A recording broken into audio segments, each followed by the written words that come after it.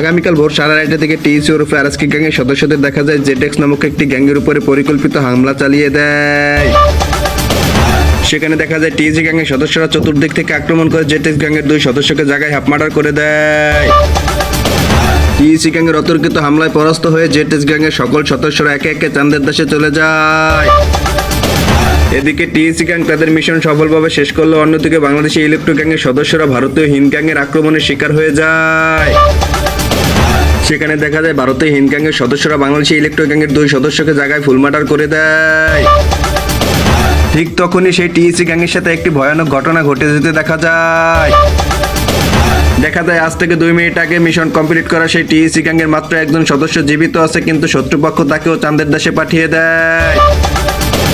গোপন সূত্রে জানা যায় টিএসসি গ্যাংয়ের থেকে ক্যামেরা সরিয়ে নেওয়ায় সেই সুযোগে এসএস গ্যাংয়ের সদস্যরা তাদের উদুম কেলানি দিয়ে চাঁদের দেশে পাঠিয়ে দেয়।